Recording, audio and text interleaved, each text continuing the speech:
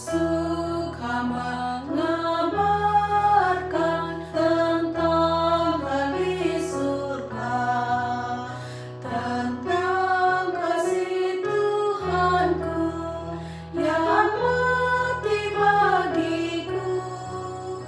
Ku suka mengabarkan tentang kuasa Injil, selamatkan kaum berdosa dapat hidup kekal.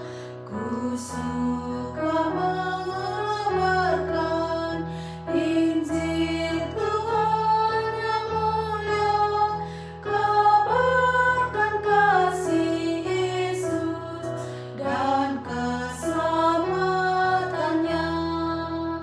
Ku suka mengabarkan indahnya Injilnya yang melebihi emas dan segala hartaku. Ku suka mengabarkan tentang berkat Injil yang memberi hidupku, gemarkan hatiku. Ku suka mengabarkan Injil Tuhan yang mulia, kabarkan kasih Yesus dan keselamatannya.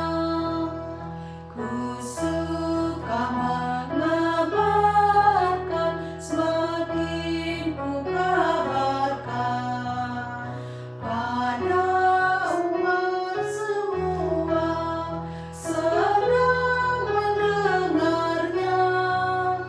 Ku suka mengabarkan tentang Injil Tuhan pada yang belum mendengar tentang kasih Tuhan. Ku suka mengabarkan Injil Tuhan yang mulia, kabarkan kasih Yesus dan keselamatannya.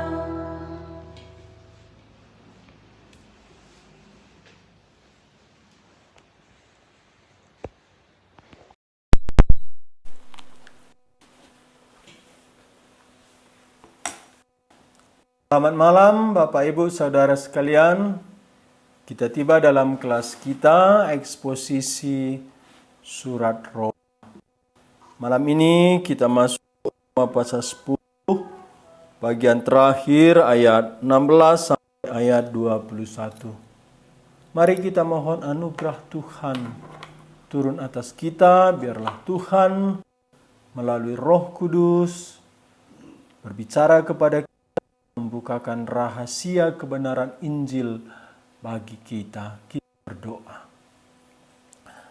Bapa Surgawi tak hentinya, kami mohon dengan anugerah Tuhan bagi kami.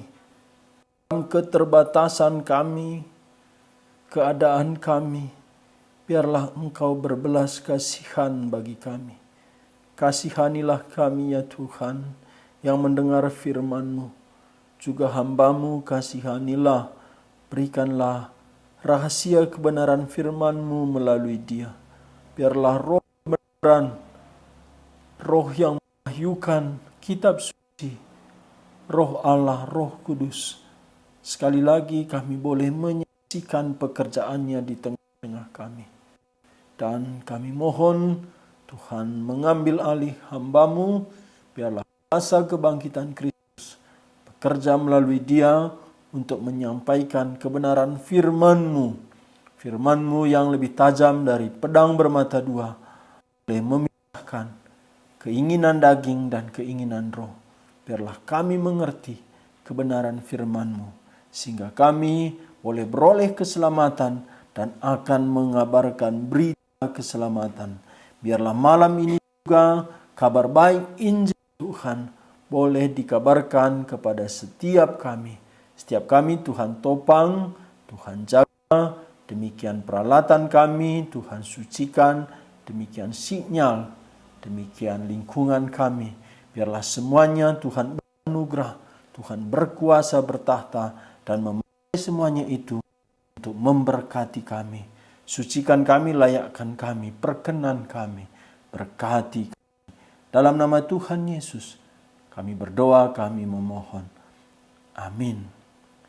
Bapak Ibu Saudara, jikalau kemarin malam kita sudah dengar bagaimana orang bisa diselamatkan jikalau dia mengaku Yesus Tuhan Yahweh dan percaya dalam hati bahwa dia sudah bangkit dari kematian, maka orang itu akan diselamatkan.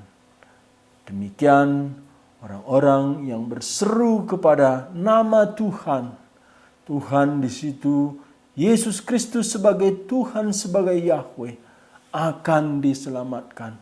Tapi bagaimana mereka akan berseru kalau mereka belum percaya? Bagaimana mereka percaya jikalau mereka tidak pernah mendengar?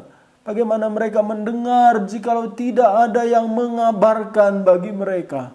Sehingga apa yang dikatakan Nabi Yesaya, betapa indahnya kedatangan kaki yang memberitakan kabar baik. Kabar baik, kabar kemenangan, pelepasan di dalam Yesus Kristus Tuhan kita. Di dalam peperangan bangsa Israel sepanjang sejarah, mereka takut kalau mereka kalah, mereka akan diperbudak oleh musuh, mereka akan dianiaya. Demikian setiap kita sudah di bawah kuasa dosa, akan diperbudak dosa, dan akan dibawa dosa ke neraka. Siapakah yang melepaskan kita? Puji Tuhan, ada pembawa berita Yesus Kristus Tuhan yang mati mengganti kita, mengampuni dosa, bangkit dari kematian, yang berkuasa, terjamin, setia, teruji, mampu menyelamatkan kita. Dan Paulus berkata, siapa percaya kepadanya tidak akan dipermalukan, tidak akan dikecewakan, terjamin, pasti dosa kita diampuni, kita diselamatkan. Tetapi kabar baik itu bagaimana bisa diterima orang-orang? Karena bukan setiap orang yang mendengar kabar baik itu akan menerima. Malam ini kita melihat bagaimana Paulus terus menulis melalui Roma 10 ayat 16 sampai 21, orang Israel, umat pilihan Allah yang katanya menanti Mesias, tapi ketika Mesias datang, mereka menolak. Apa? Kita baca Roma pasal 10 ayat 16 sampai 21. Dalam Alkitab kita, Lembaga Alkitab Indonesia LAI membuat judul di sana, ketidakpercayaan Israel. Israel bangsa pilihan Allah.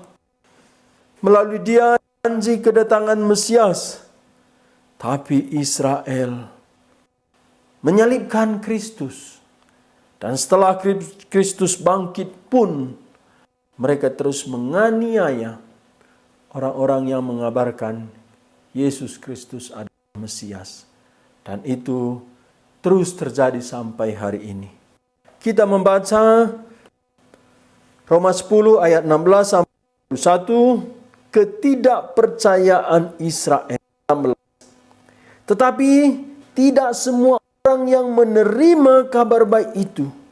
Yesaya sendiri berkata, Tuhan, siapakah yang percaya kepada pemberitaan kami? Jadi, iman timbul dari pendengaran, dan pendengaran oleh firman Kristus. Tetapi aku bertanya, adakah mereka tidak mendengarnya? Memang mereka telah mendengarnya. suara mereka sampai ke seluruh dunia dan perkataan mereka sampai ke ujung bumi. Tetapi aku bertanya, adakah Israel menanggapnya? Pertama-tama Musa berkata, aku menjadikan kamu cemburu terhadap orang yang bukan umat dan membangkitkan amarahmu terhadap bangsa yang bebal. 20. Dan dengan berani Yesaya mengatakan, aku telah berkenan ditemukan mereka yang tidak mencari aku. Aku telah menampakkan diri kepada mereka yang tidak menanyakan aku. Tetapi tentang Israel, ia berkata, sepanjang hari aku telah mengulurkan tanganku kepada bangsa yang tidak taat dan yang membantah. Paulus terus menulis bagaimana penolakan Israel. Paulus sangat-sangat mengasihi Israel. Paulus dalam pasal 9 sudah berkata, ayat 3, bahkan aku mau terkutuk dan terpisah dari Kristus demi saudara-saudaraku, kaum sebangsaku secara jasmani.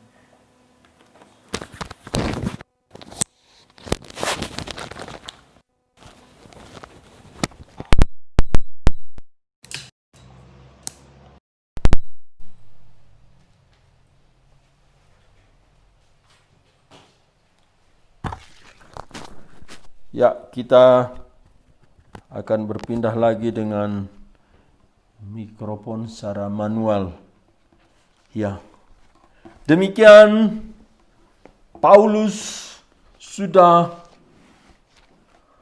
menyatakan keinginan hatinya bahwa dalam pasal 9 ayat 3, bahkan aku mau terkutuk dan terpisah dari Kristus demi saudara-saudaraku, kaum sebangsaku secara jasmani. Paulus sangat-sangat mengasihi orang-orang Israel. Paulus mau terkutuk, terpisah dengan Kristus. Tapi itu tak mungkin. Tuhan tak mungkin melupakan orang yang mau berkorban. Orang yang mau berkorban demi pekerjaan Tuhan, demi kemuliaan Tuhan, demi keselamatan orang lain. Paulus rela terpisah dengan Kristus, terkutuk, masuk neraka yang kekal, asal bangsanya secara jasmani boleh diselamatkan. Pernyataan Paulus ini betul.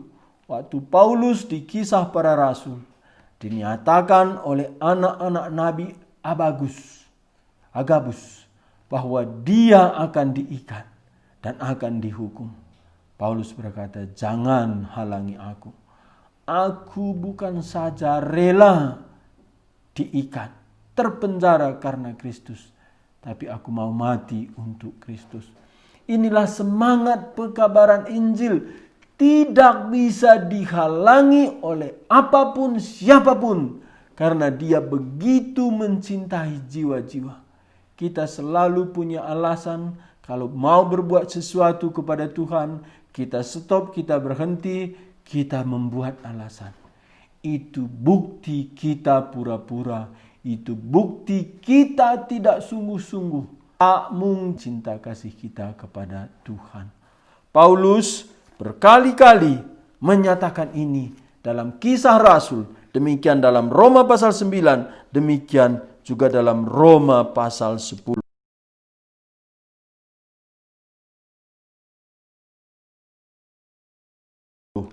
Dikatakan Roma pasal 10 ayat 1, saudara-saudara, keinginan hatiku dan doaku kepada Tuhan ialah supaya mereka diselamatkan. Paulus rasul bagi bangsa lain, tapi Paulus sangat-sangat mengasihi bangsanya sendiri. Kita tak mungkin menjadi berkat bagi bangsa lain kalau saudara kita, keluarga kita, suku kita, bangsa kita sendiri kita tidak mengasihi. Tapi Paulus sangat mengasihi dan dia berani bersaksi, aku di hadapan Kristus dan hati nuraniku bersama Roh Kudus bersaksi bahwa apa yang kunyatakan ini betul. Dia mengasihi Israel. Dia mau terkutuk, dia terus berdoa.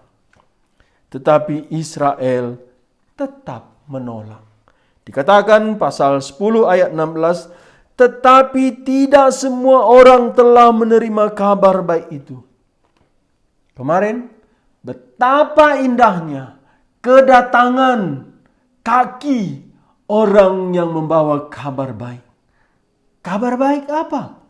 Kabar baik tentang Yesus Kristus Tuhan yang bangkit dari kematian. Itu kabar terbaik. Kabar yang mutlak baik. Kabar yang mutlak dibutuhkan manusia berdosa. Tapi manusia menolak. Israel, umat pilihan Tuhan menolak. Mereka menolak.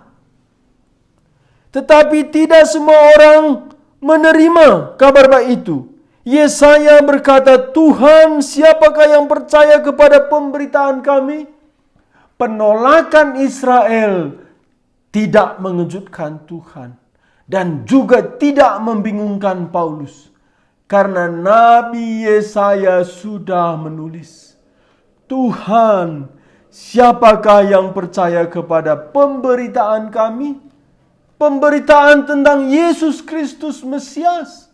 Mengapa Israel menolak Yesus Kristus? Mengapa Israel yang menanti Mesias, ketika Mesias itu datang, mereka menolak? Ini dituliskan Yesaya 53. Saya baca ayat 1.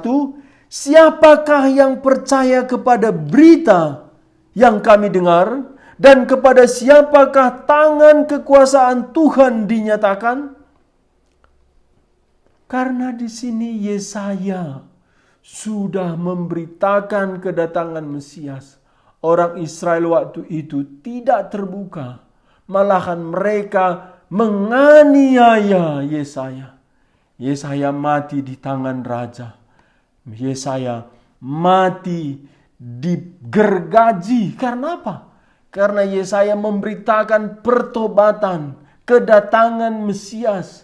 Tapi Mesias yang diberitakan Yesaya tidak seperti konsep mereka. Inilah alasan Israel menolak Yesus Kristus. Karena bagi mereka Mesias bukan seperti itu. Karena kedatangan Mesias itu begitu sederhana. Dikatakan ayat 2 Yesaya 53, sebagai taruk ia tumbuh di hadapan Tuhan dan sebagai tunas dari tanah kering. Kita tidak suka bercocok tanam di tanah yang kering. Tumbuhannya sukar tumbuh, sukar subur, tidak menarik. Demikian Yesus Kristus Tuhan kita. Dia dilahirkan di kandang binatang. Para imam, guru-guru agama di Yerusalem tidak datang mengunjungi kelahiran Yesus Kristus Tuhan kita. Orang-orang dari Majus datang begitu jauh, berbulan-bulan dia mencari, bersusah payah untuk menemukan Mesias yang baru lahir. Tapi dari Yerusalem ke Bethlehem begitu dekat, tidak sampai 4 kilometer. Demikian dekatnya. Tapi orang-orang Yerusalem, pemimpin agama Yahudi, imam, orang-orang Farisi tidak datang. Karena apa? Di kandang domba. Tidak ada yang menarik. Dan Nathanael mewakili pemikiran orang Israel. Yohanes pasal 1, Filipus mendatangi Nathanael. Nathanael, kami sudah bertemu dengan Mesias, anak Allah. Dia dari Nazaret. Langsung Nathanael menjawab, adakah yang baik datang dari Nazaret? Nazaret waktu itu sangat-sangat terbelakang menurut orang-orang Yahudi. Tapi Tuhan memilih Yesus Kristus bertumbuh besar di Nazaret, di atas bukit, di rumah seorang tukang kayu. Tidak ada yang menarik bagi tukang kayu. Tidak ada yang menarik di atas bukit kampung Nazaret waktu itu. Tidak ada yang menarik. Sehingga Yesaya pasal 53 ayat 2 berkata, sebagai taruk ia tumbuh di hadapan Tuhan, dan sebagai tunas dari tanah kering. Ia tidak tampan. Ia tidak seperti Raja Saul atau berhikmat seperti Salomo, walaupun hikmatnya lebih tinggi dari Salomo karena dia anak Allah sendiri. Tapi dia datang begitu sederhana. Daud kaya, Salomo lebih kaya. Tapi Yesus Kristus waktu lahir untuk meletakkan kepalanya pun tidak ada. Serigala ada gua sebagai tempatnya. Burung ada sangkarnya, tetapi Yesus datang, tidak ada tempat untuk meletakkan kepalanya pun. Dari seluruh kehidupan Tuhan Yesus, dia begitu sederhana. Ini kabar baik bagi orang-orang yang miskin. Yesus Kristus, anak Allah, datang dengan sederhana. Tapi bagi orang-orang yang mengharapkan Mesias itu datang seperti kerajaan Daud, inilah batu sandungan. Dia tidak tampan, tidak bersemarang, tidak ada, sehingga kita memandang dia. Rupa pun tidak, sehingga kita menginginkannya. Waktu itu belum ada handphone atau kamera seperti hari ini. Tapi dari semua lukisan-lukisan yang kita lihat, itu berlawanan dengan firman Tuhan. Karena firman Tuhan berkata dia tidak tampan, semaraknya pun tidak ada. Sehingga kita ingin memandang dia, rupa pun tidak. Sehingga kita menginginkannya. Dia pilih lahir di rumah seorang tukang kayu, bertumbuh di sana. Dia pilih fisiknya itu tidak menarik. Dia pilih dia bertumbuh di desa yang tidak maju, desa terbelakang. Dia pilih bertumbuh di rumah orang yang sederhana, Yusuf. Dan Alkitab hanya mencatat Yusuf ketika Yusuf membawa Maria ke Bethlehem dan membawa Yesus umur 8 hari ke Bait Allah, umur 12 tahun ke Yerusalem. Setelah itu tidak ada lagi. Dia tidak dibesarkan di rumah orang berpengaruh.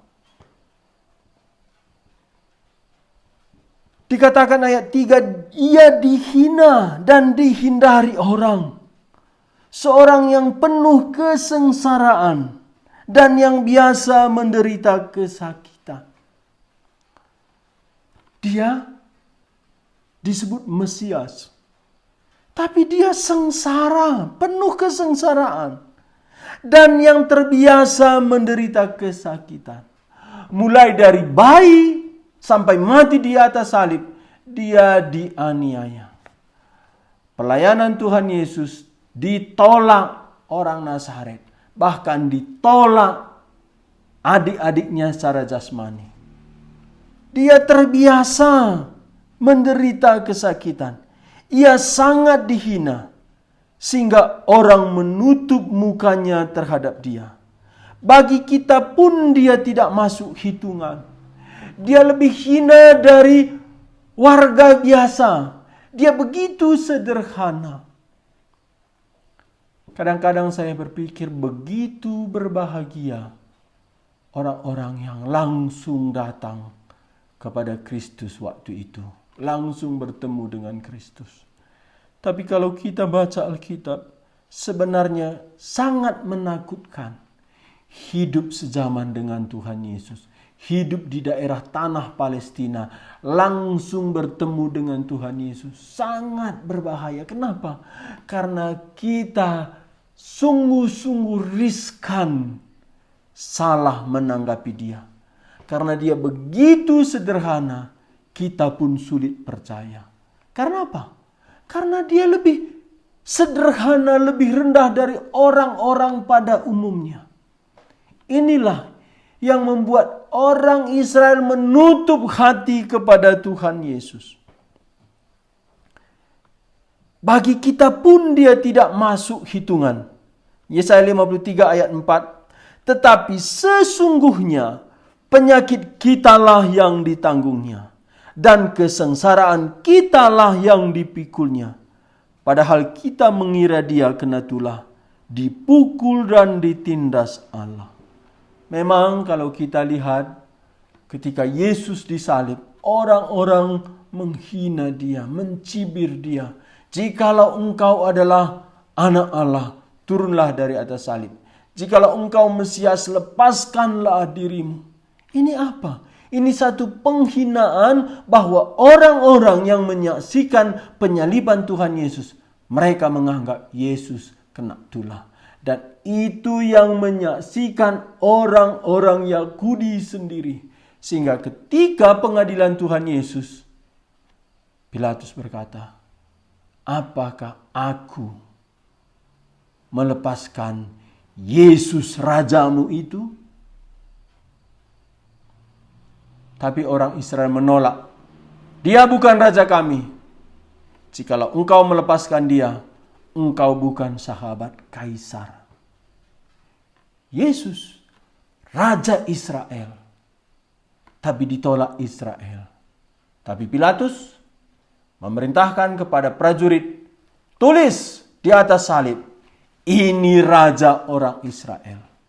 Waktu itu orang-orang Israel protes.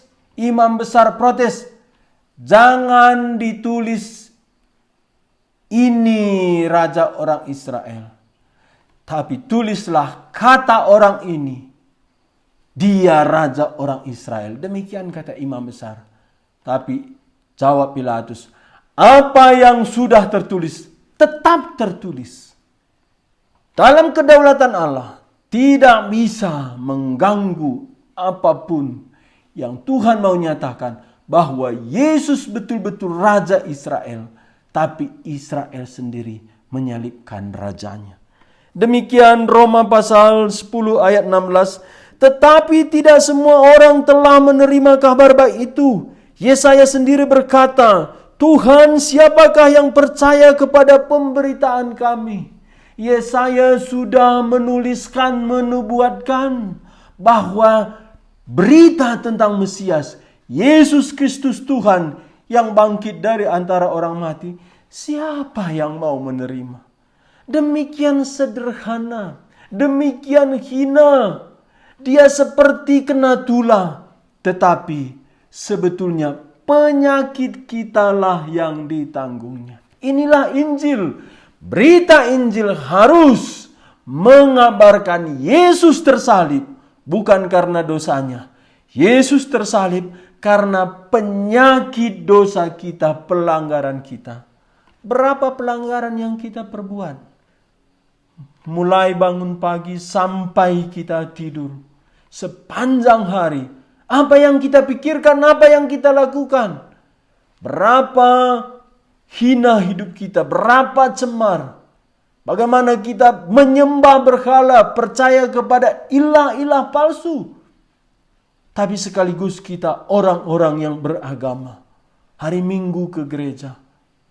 Ada yang menjabat jabatan-jabatan di gereja. Seperti orang-orang Israel. Tetapi kita orang berdosa. Kitalah yang menyalibkan Yesus Kristus. Yesus Kristus bagi kita sering korban daripada pemerintahan Romawi. Korban daripada imam-imam Yahudi. Bukan.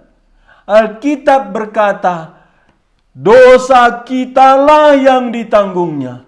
Kita sesat seperti domba. Yesaya 53 ayat 6.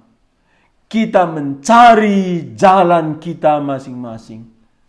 Tapi Tuhan menimpakan hukuman kepada dia. Kitalah yang membuat Yesus menderita, dicambuk, dihina, dimurkai Allah Bapa sampai mati di atas salib. Kita tidak peduli. Kita pikir itu memang orang Kristen memberitakan Yesus. Memang pendeta, penginjil pekerjaannya memang memberitakan Injil Yesus Kristus. Tapi kapan kita sadar dosa kitalah penyebab Yesus mati di atas salib? Pikiran kita yang jahat, yang najis, membuat duri itu harus menempel di kepala Tuhan Yesus. Tangan kita, kaki kita, kapan kita sadar kitalah penyebab itu? Demikian Tuhan Yesus datang kepada orang Israel.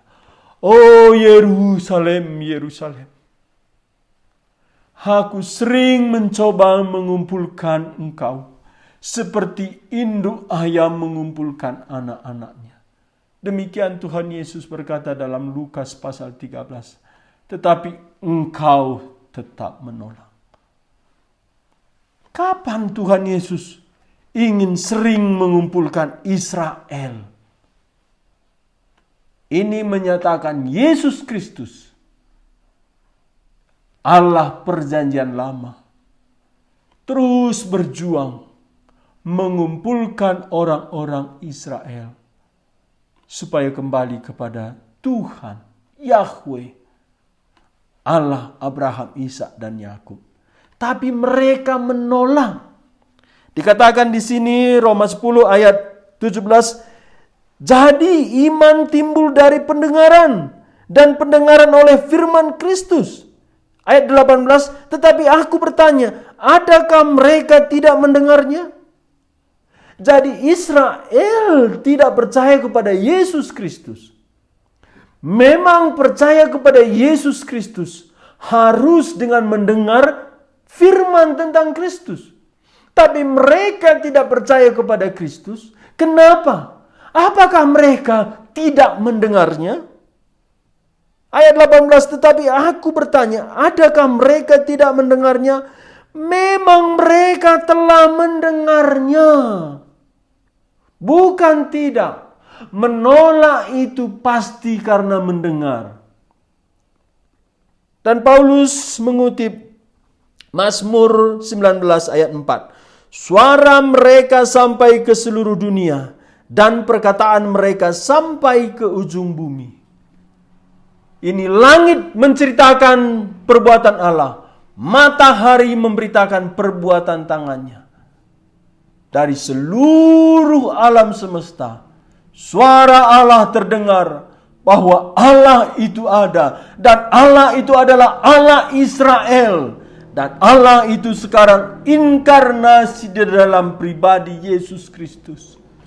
Berkali-kali aku ingin mengumpulkan engkau seperti induk ayam mengumpulkan anak-anaknya.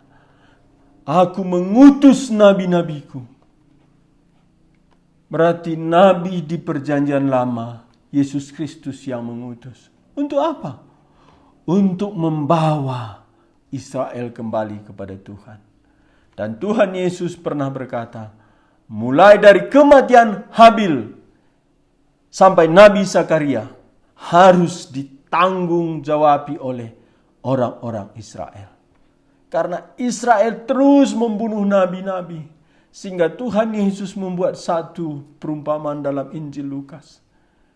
Dia menyuruh para utusannya, tapi orang itu membunuh. Dia mengutus lagi membunuh. Terakhir, Bapa itu berkata dalam hatinya, aku akan mengutus anakku yang tunggal.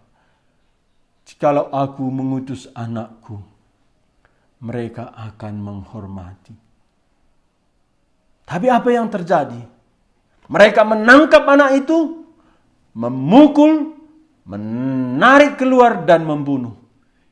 Itulah penyataan Yesus Kristus bahwa Dia adalah anak Allah, bukan saja ditolak oleh orang Israel, tetapi orang Israel sendiri membunuh dia.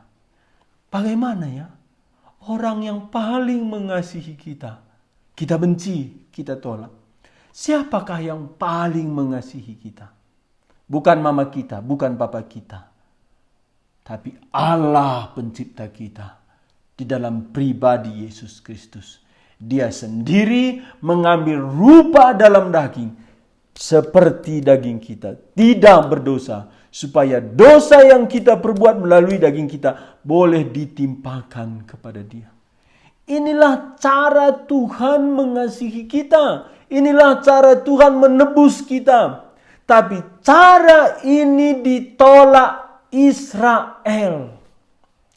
Penolakan Mesias bagi kaum Israel itu karena mereka punya konsep sendiri. Konsep yang bertolak belakang dengan konsep dari Allah. Saya baca Roma pasal 10 ayat 2. Sebab aku dapat memberi kesaksian tentang mereka, tentang Israel, bahwa mereka sungguh-sungguh giat untuk Allah, tetapi tanpa pengertian yang benar. Sebab oleh karena tidak mengenal kebenaran Allah, dan oleh karena mereka berusaha untuk mendirikan kebenaran mereka sendiri, maka mereka tidak takluk kepada kebenaran Allah.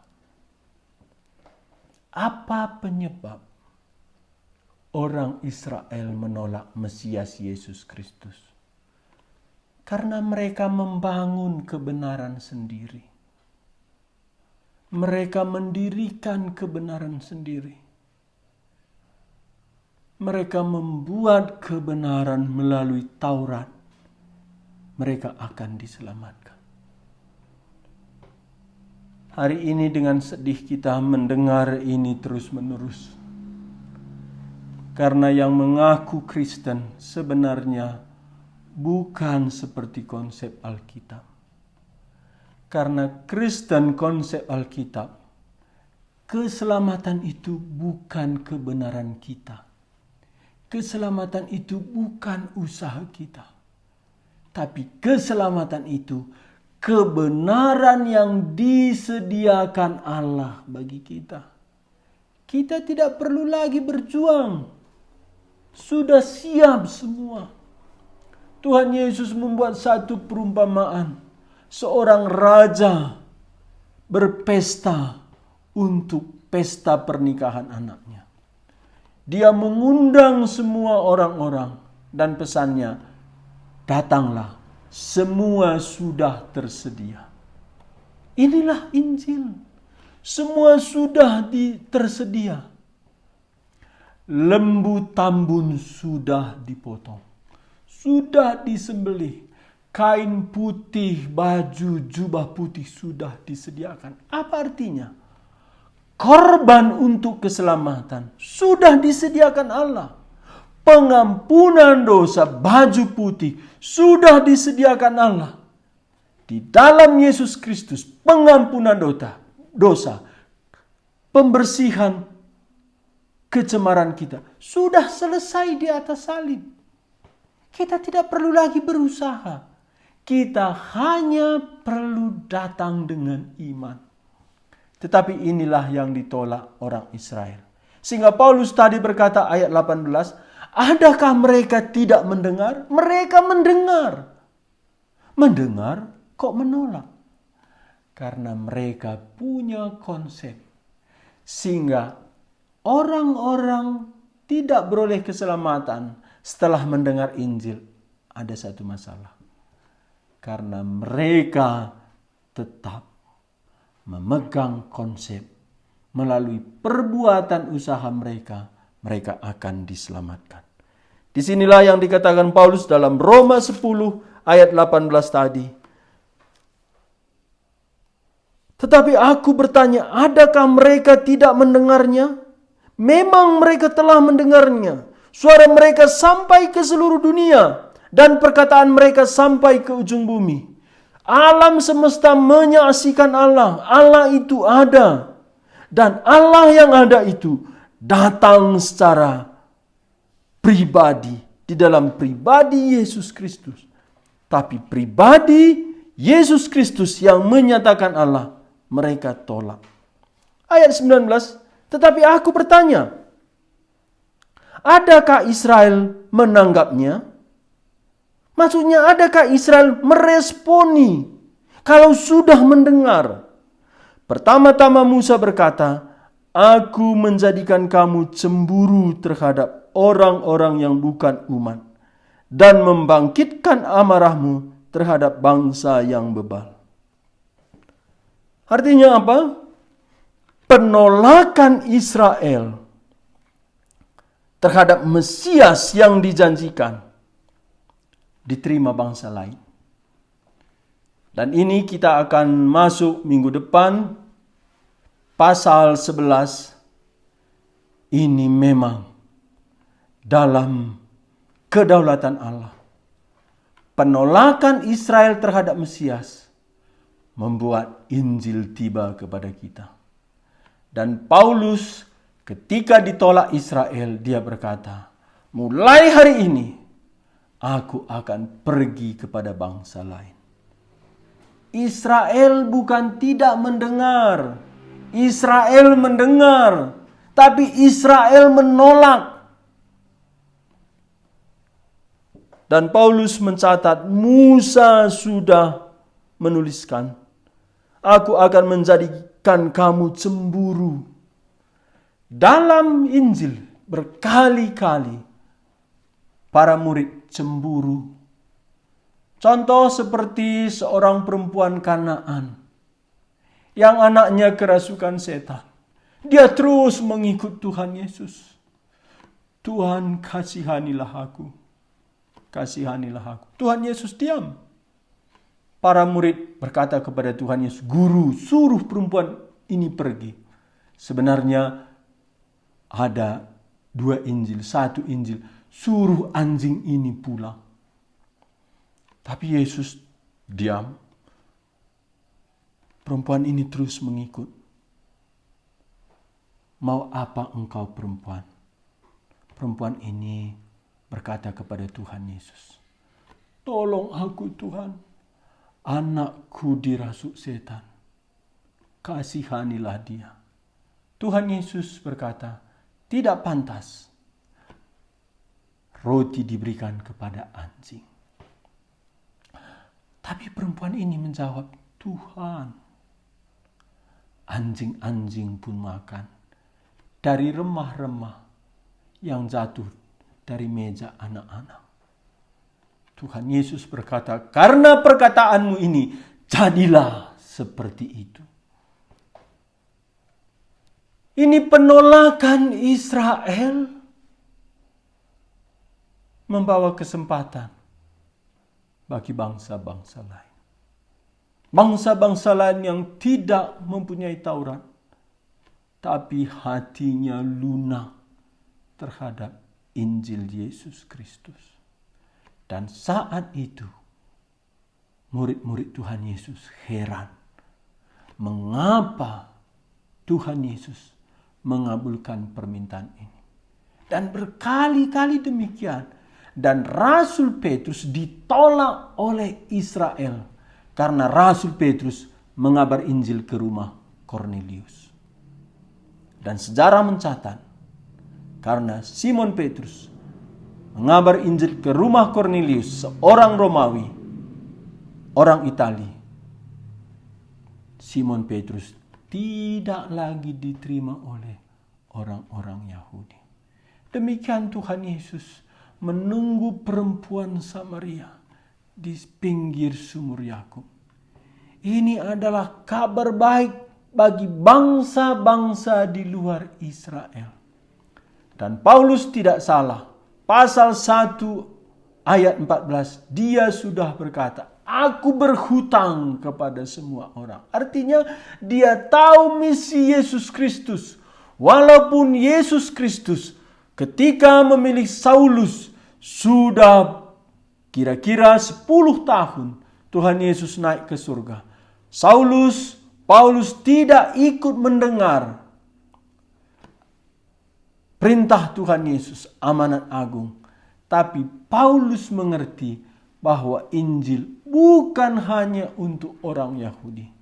Dan di sini Musa sudah mencatat, aku akan membuat engkau cemburu. Cemburu ini apa ya? Cemburu apa di sini? Inilah Tuhan mencoba membangkitkan cemburu rohani supaya mereka bertobat. Anak saya cuma satu, tapi anak saya pernah protes. Karena apa? Karena saya memperhatikan anak-anak yang lain, dia protes. Oh, saya pikir ini benar Tuhan, ya gitu. Ya betul. Memang selayaknya dia cemburu. Kalau dia bilang, puji Tuhan aku tidak diperhatikan, anak orang diperhatikan, itu yang gawat. Cara inilah yang dipakai Tuhan untuk membangkitkan keinginan Israel untuk menerima Mesias. Dan Paulus juga berkata, aku mencoba membangkitkan cemburu bangsaku kalau aku bisa memenangkan dia. Cemburu di sini bagaimana? Ayat 20. Dan dengan berani Yesaya mengatakan, aku telah berkenan ditemukan mereka yang tidak mencari aku. Aku telah menampakkan diri kepada mereka yang tidak menanyakan aku. Orang-orang di luar Israel tidak ada janji, bukan berdarah Ibrani, keturunan Abraham, Ishak dan Yakub, tidak mempunyai Taurat, tidak mempunyai aturan ibadah. Tapi mereka dikasihani. Inilah Injil. Kemarin saya mengutip 3 orang diselamatkan. Waktu Yesus di atas salib, ada perampok yang diselamatkan. Waktu Yesus mati, ada kepala senturian percaya diselamatkan. Waktu Yesus bangkit, ada perempuan Maria Magdalena yang sebelumnya kerasukan setan diselamatkan. Ini bagi orang-orang Yahudi waktu ini tidak penting. Ini bukan orang-orang yang masuk hitungan. Tapi demikian Tuhan mengasihi mereka. Demikian Tuhan mengasihi kita. Berapa jauh tanah Palestina ke Sumatera Utara, ke Tanah Karo. Kalau kita ke sana, terbang ke Jakarta ke Dubai ke Kairo, baru ke Timur Tengah. Jauh. Bahasa kita jauh berbeda, kebudayaan jauh. Tapi kok bisa ya kita, orang perbegu ini, dikasihi Tuhan. Diselamatkan Tuhan. Tangan kita masih dekat dengan berhala, rumah kita masih dekat dengan berhala. Ada jimat-jimat kita. Tapi Tuhan menggenapkan firman-Nya.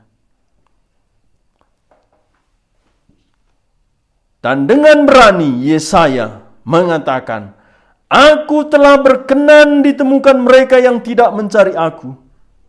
Aku telah menampakkan diri kepada mereka yang tidak menanyakan aku. Tetapi tentang Israel, ia berkata, sepanjang hari aku telah mengulurkan tanganku kepada bangsa yang tidak taat dan yang membantah.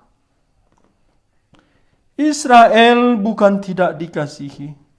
Israel bukan tidak mendengar Injil. Sepanjang hari tangan Tuhan pegal. Terlalu susah dikasihi. Terlalu susah diberikan pertolongan. Orang yang butuh pertolongan butuh kasih, tidak mau ditolong, tidak mau dikasihi. Inilah orang-orang Israel. Sepanjang hari, tangan Tuhan diulurkan kepada mereka. Mengapa mereka tidak mau? Ini ketegaran hati orang Israel. Di sini, orang-orang yang beroleh keselamatan jelas karena kasih karunia. Tapi orang yang tidak menerima keselamatan juga jelas karena mereka menolak. Jadi tidak ada ajaran tidak adil, pilih kasih. Tidak. Pasal 9, Paulus menulis, aku mengasihi yang kukasihi, dan aku mengeraskan hati yang ingin kukeraskan. Betul, itu kedaulatan Tuhan, itu ajaran Alkitab. Tapi ajaran Alkitab juga manusia harus berespon kepada Tuhan. Saya heran ada orang-orang teolog-teolog yang hanya menekankan satu, kedaulatan Allah. Dan dia membuang berita pertobatan dan respon manusia. Itu bukan ajaran Alkitab. Tapi juga bukan ajaran Alkitab. Manusia secara bebas mau terima Tuhan Yesus atau tidak. Juga bukan ajaran Alkitab. Alkitab mengajarkan orang yang berespon dan menerima Tuhan Yesus itu karena kasih karunia. Jadi antara kedaulatan dan kasih karunia tidak ada kontradiksi. Hari-hari ini ajaran Tritunggal ditolak oleh pendeta-pendeta. Itu menyatakan mereka sungguh-sungguh bukan hamba Tuhan. Tapi setelah puluhan ribu, ratusan ribu, mungkin jutaan orang dipengaruhi, akhir hidup mereka menolak ajaran Tritunggal. Beberapa sudah dikeluarkan dan puji Tuhan ada lagi diproses. Kenapa? Karena itu bidat paling ditolak oleh kekristenan. Keilahan Yesus Kristus dan Allah Tritunggal puluhan tahun menjadi perdebatan sengit, bahkan banyak korban mati. Pengakuan iman Nicea 325 itu berbulan-bulan tidak selesai, sambung tahun depan. Banyak orang yang mati untuk mempertahankan ajaran Tritunggal, untuk mempertahankan keilahian Yesus Kristus. Tapi hari ini yang mengaku hamba Tuhan tiba-tiba berkata, Allah Kristen bukan Allah Tritunggal, hanya tunggal. Boleh dui tunggal, boleh 9 tunggal. Itu sesat. Alkitab dari Kejadian sampai Wahyu konsisten. Allah kita itu 3 pribadi, tetap satu Allah. Ini bukan tidak masuk akal, ini melampaui akal. Dia Allah. Dia menyatakan demikian. Tiap pribadi, Bapa, Anak, Roh Kudus Allah. Tapi tidak lebih dari satu Allah dibicarakan. Demikian kata Yohanes Calvin. Kita bisa terima. Demikian Tuhan Yesus berkata, di mana 2-3 orang berkumpul demi namaku, aku ada di situ.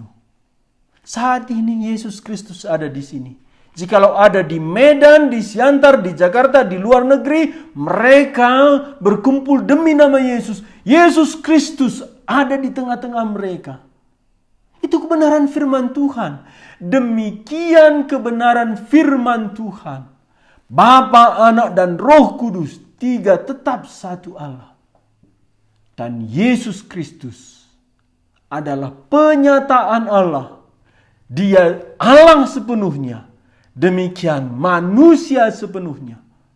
Bukan 50% Allah, 50% manusia. Bukan. Dia 100% Allah, 100% manusia.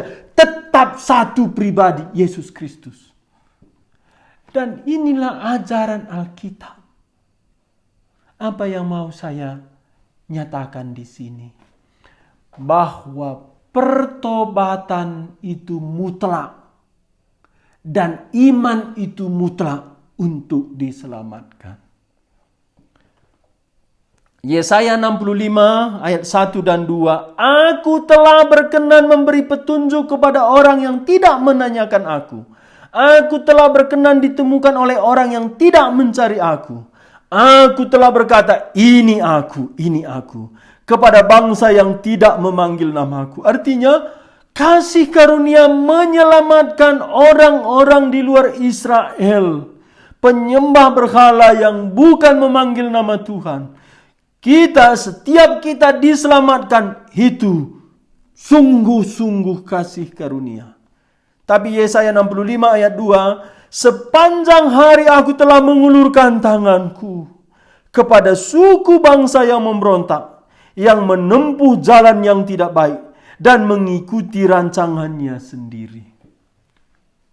Setiap kita, kalau kita nanti masuk neraka, itu bukan karena Tuhan tidak mengasihi. Itu karena kita menolak kasih karunia Tuhan. Menyia-nyiakan anugerah Tuhan. Sepanjang hari, tangan Tuhan sudah diulurkan. Dia mengutus anaknya terkutuk di atas salib. Dia berkata, marilah datang kepadaku. Marilah datang kepadaku. Itu panggilan yang harus diresponi. Kita harus bertobat dari dosa dan datang kepada Kristus. Kita tutup khotbah ini dari Kisah Para Rasul pasal 17 ayat 30. Demikian kata Paulus, dengan tidak memandang lagi zaman kebodohan, maka sekarang Allah memberitakan kepada manusia bahwa di mana-mana semua mereka harus bertobat.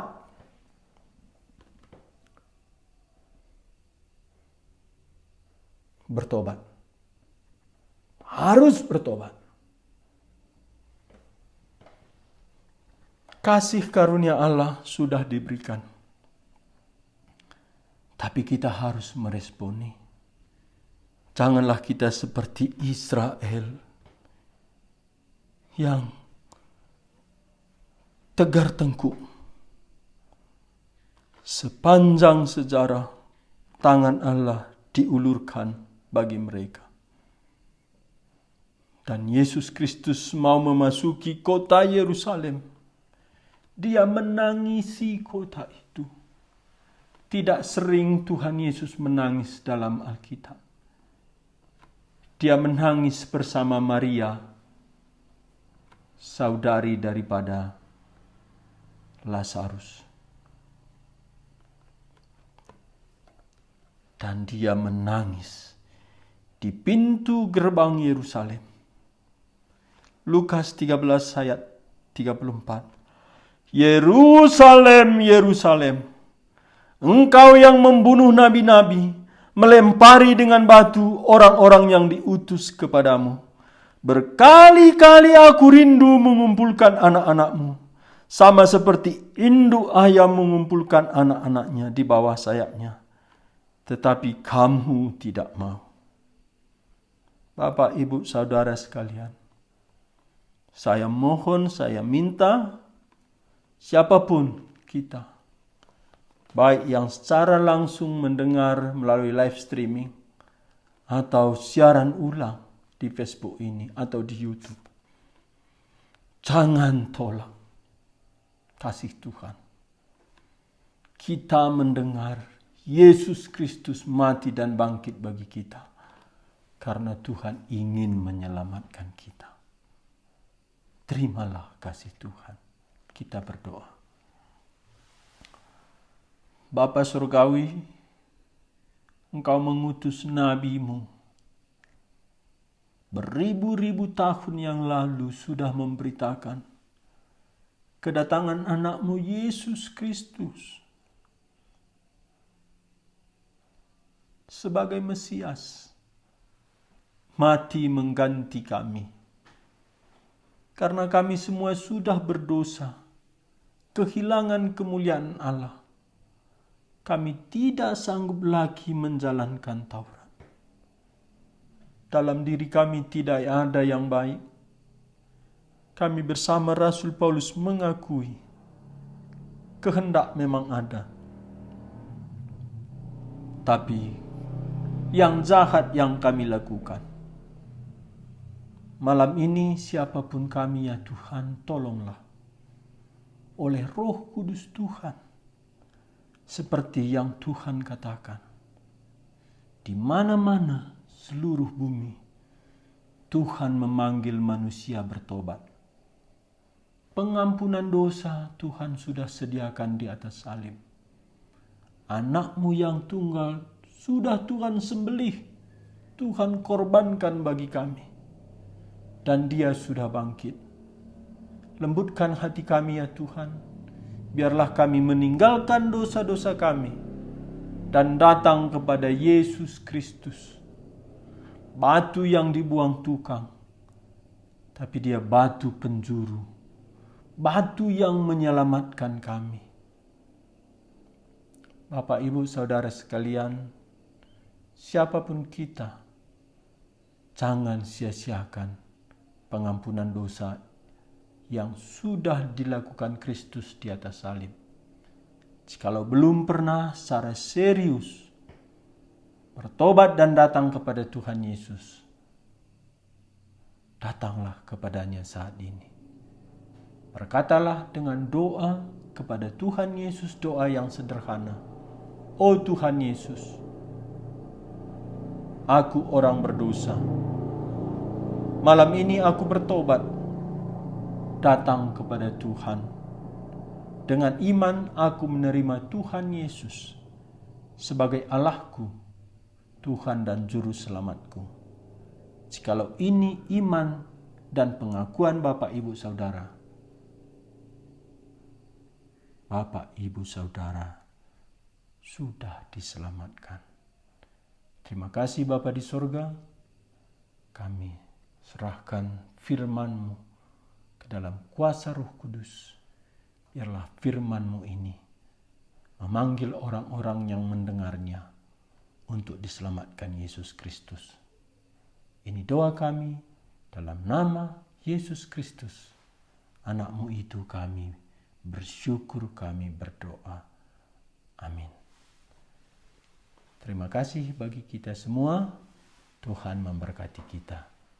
Shalom.